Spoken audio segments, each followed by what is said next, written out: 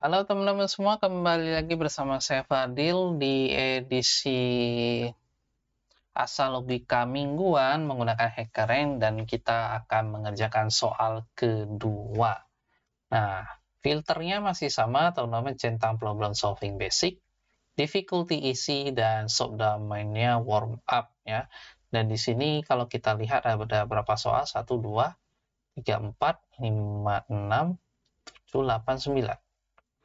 4, 5, 6, 7, 8, 9. Oke, diagonal difference ini soal terakhir ya. Jadi ini akan saya jadikan soal terakhir nanti. Ini ada 10 totalnya. Oke, dan ini akan kita pilih. Solve me first sudah selesai dan kali ini kita akan mengerjakan simple array sum. Oke, silakan dibuka. Dan seperti biasa ya, kita pilih TypeScript. Ini saya reset dulu. Ini pilih bahasa TypeScript atau bahasa pemrograman yang teman-teman suka, ya, silakan saja. Dan seperti yang saya sebutkan di video sebelumnya, kita cukup melengkapi function yang ditandai dengan write your code here. Jadi kita fokus untuk menyelesaikan masalah di sini saja.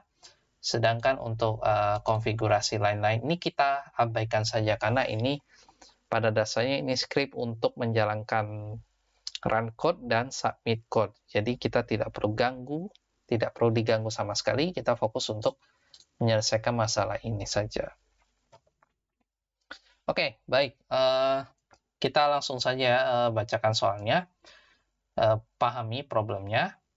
Jadi di sini diberikan sebuah array of integer ya. Jadi ada array, kemudian elemen-elemennya. Setiap elemen itu tipe datanya integer. Nah, kita diminta untuk mencari jumlah dari elemen-elemen yang diberikan pada array itu. Jadi, elemen di dalam array itu akan kita jumlahkan semuanya. Contoh, jika ada array yang diberi nama variabel AR, 1, 2, 3, maka hasilnya nanti kita jumlahkan semua ini. 1 ditambah 2 ditambah 3, maka hasilnya 6. Nah, deskripsi fungsinya di sini sudah ada fungsi yang disediakan yang namanya simple array sum. Kita diminta untuk melengkapi fungsi itu pada editor. Jadi ini sudah ada simple array sum yang ada di sini. Ini harus mengembalikan jumlah dari seluruh elemen dalam array. Nah, hasil penjumlahan itu akan dikembalikan sebagai number. Nah, simple array sum ini memiliki sebuah parameter. Parameternya ini dinamakan dengan AR ya. Di sini ada AR. AR ini dia itu deskripsi parameternya adalah sebuah array, di mana array itu adalah bertipe integer untuk setiap elemennya. Nah, sekarang ada input format. Input formatnya ini, kalau kita baca sampel input, baris pertama ini berisi bilangan integer, yaitu n. N ini menandakan size of the array. Jadi artinya array tersebut ukurannya berapa. Atau kita bisa bilang array itu isi banyak elemennya ada berapa. Ya, kalau contoh ini banyak elemennya ada 3, 1, 2, 3 gitu. Ya, tergantung banyak array-nya. Nah, baris kedua yaitu, ini baris kedua, itu berisi n buah bilangan integer yang dipisahkan dengan tanda spasi.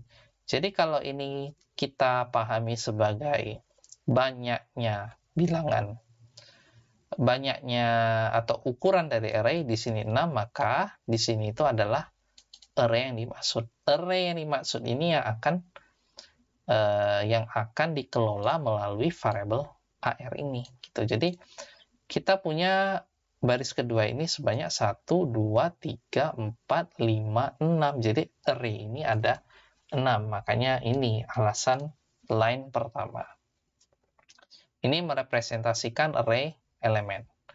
Nah, constraint-nya, batasannya, yaitu nilai n dan juga array pada indeks ke i itu berada di antara 0 dan 1000, di mana 0 ini tidak termasuk karena tidak ada tanda sama dengannya, dan 1000 karena ada tanda sama dengannya, 1000-nya termasuk.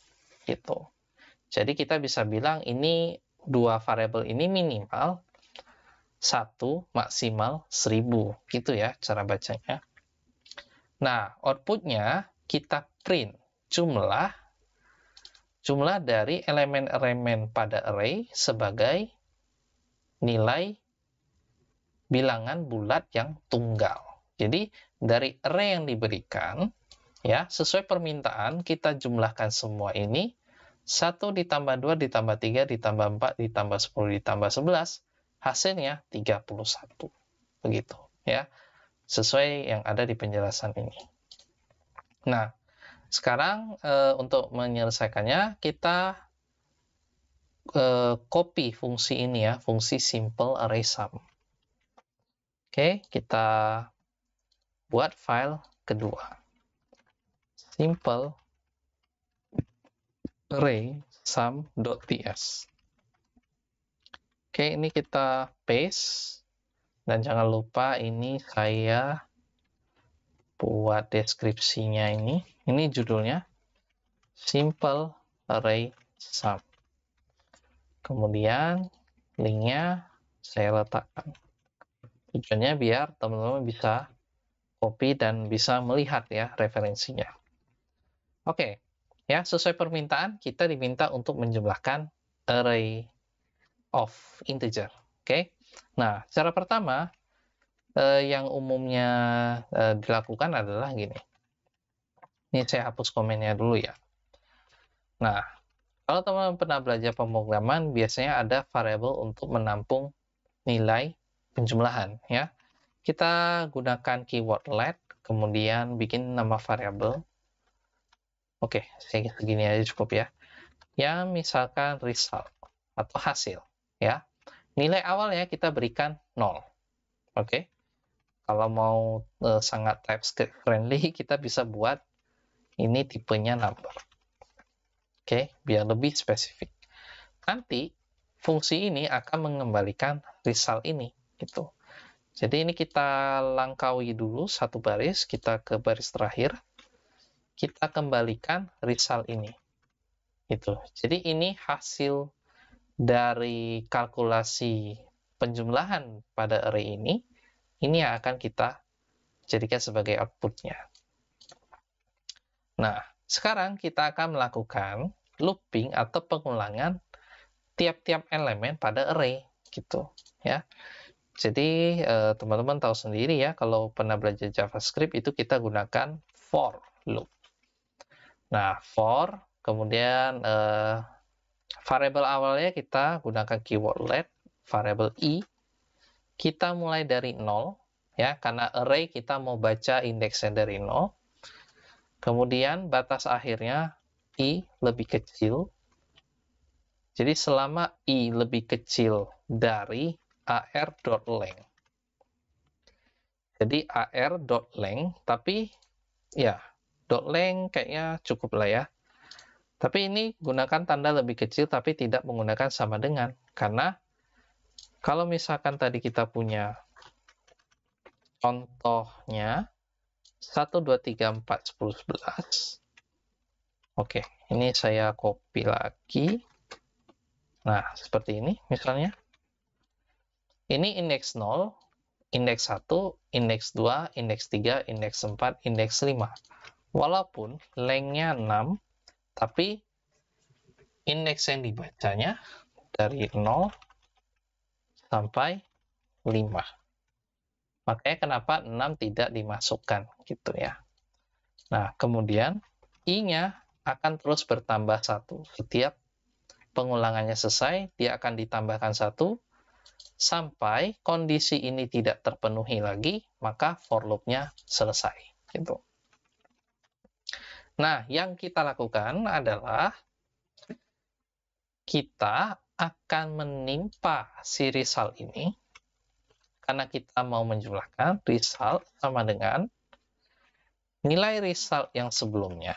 Jadi, result yang sebelumnya kita tambahkan dengan posisi array ke indeks yang bersangkutan. Gitu. Jadi, kita ambil AR indeks ke I. Ya, spesifik indeks ke I. Nah, dia akan terus bertambah 1 sampai dia nanti ini tidak terpenuhi, maka loopingnya selesai. Nah, setelah ditimpa hasil result ini, maka dia akan mengembalikan resultnya. Oke, sekarang kita save. Kita clear. Clear. npx tsNode. Kita jalankan 02 simple array sum.ts. Kita lihat hasil, oke. Saya lupa ya memanggil fungsi ini. Console log simple array sum. Parameternya adalah array of number. Jadi kita tuliskan sesuai yang ada di sampel soal tadi. 1, 2, 3, 4, 10, 11. Seperti ini. Ya. Oke, kita coba cetak lagi atau eksekusi lagi untuk melihat hasil outputnya. Ya, hasilnya 31 ya. 1 ditambah 2 ditambah 3 ditambah 4 ditambah 10 ditambah 11. Hasilnya 31. Oke. Nah, sejauh ini cara kita bisa dianggap sudah benar ya. Apakah kita punya cara yang lebih efektif lagi ya selain menggunakan pengulangan for loop? Nah, ada cara yang lebih efektif yaitu kita menggunakan salah satu higher order function untuk mengoperasikan array namanya reduce ya.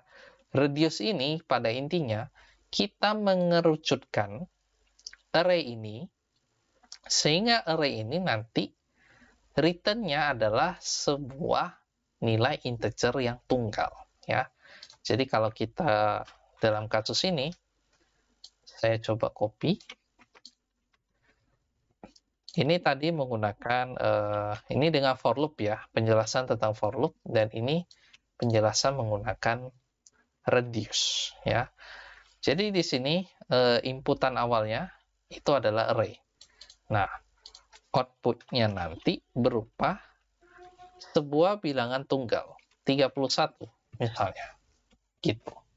Ya. Jadi, kira-kira seperti itu yang akan kita lakukan. Nah, sekarang ini bisa saya komentari.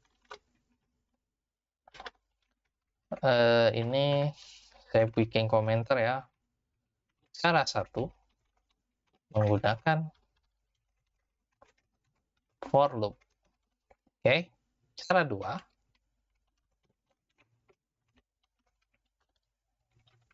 menggunakan fungsi reduce. Oke. Nah, kita langsung return reduce. Bukan reduce. Pertama, array-nya dulu, ar.reduce. Oke. Nah, reduce ini parameternya adalah callback function. Oke. Kita siapkan dulu row function-nya. Nah, di sini ada 2 buah parameter ya. Ada previous value yang ini sering disebut sebagai akumulator. Akumulator ACC bisa ditulis ACC, terserah ya variabelnya mau prev atau ACC boleh.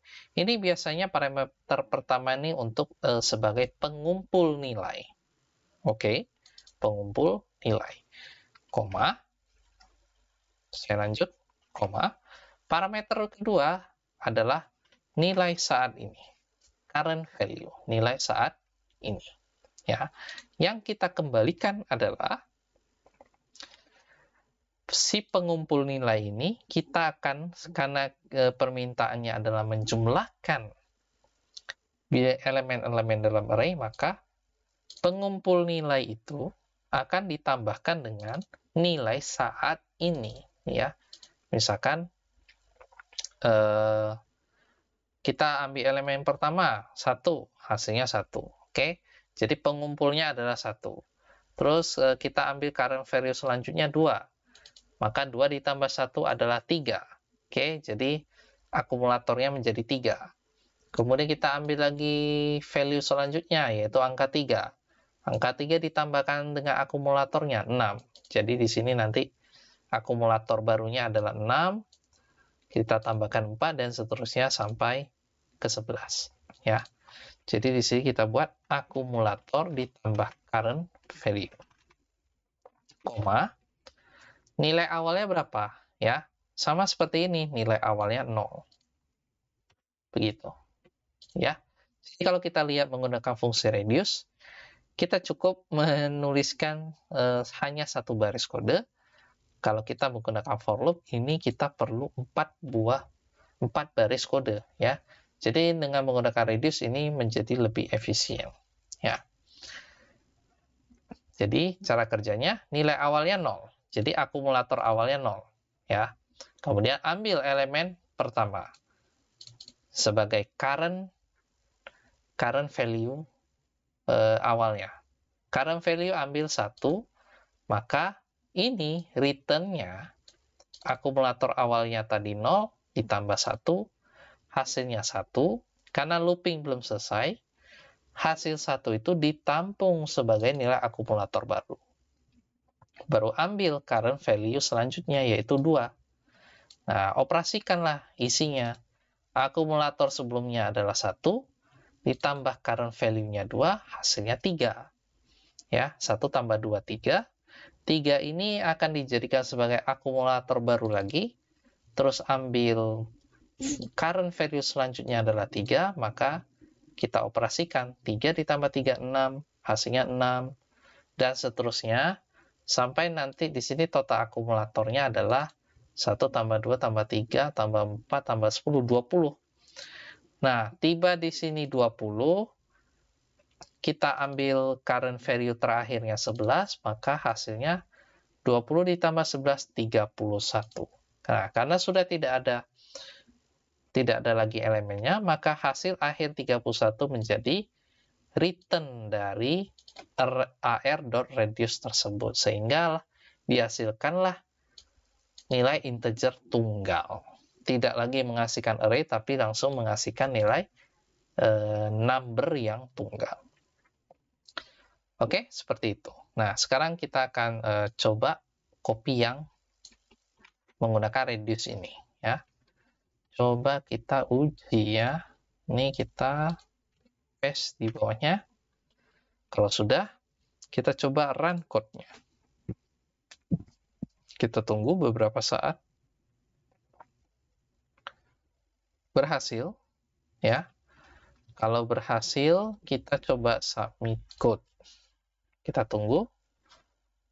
Ini ada 3 test case. Mudah-mudahan semua berhasil, dan ya, semuanya berhasil ya. Nah, ini test case 1, kalau test case 2 teman-teman mau lihat, ini masih sebenarnya tersembunyi karena ada simbol gemboknya. Cuma kalau teman-teman mau buka, bisa menggunakan yang namanya hackcost. Hackcost ini bisa kita bilang sebagai kredit ya, kredit untuk hackering. Biasanya masing-masing punya ya. Kredit awalnya. Nah ini, seperti ini, saya punya hackcost 235. Jadi kalau misalkan nih, andai kata ada test case yang error atau salah, yang salah itu terkunci, maka kita bisa lihat test case-nya seperti apa, jadi kita tahu apa yang harus kita perbaiki. Dan ini sebenarnya tergantung dari action yang kita lakukan ya di hackering, seperti login 2 hari berturut-turut, nge-solve beberapa soal-soal tertentu. Banyak sekali lah teman-teman bisa baca cara mendapatkan hackcost. Oke. Walaupun sebisa mungkin kita tidak menggunakan hackcost untuk melihat test case yang salah, yang dites itu fail. Jadi kita bisa improvisasi kemungkinan nilai-nilai yang mungkin saja dites seperti itu gitu. Jadi ini mengasah kemampuan kritis berpikir sebenarnya. Oke, demikian video kita pada hari ini. Terima kasih atas perhatiannya dan sampai jumpa di video selanjutnya.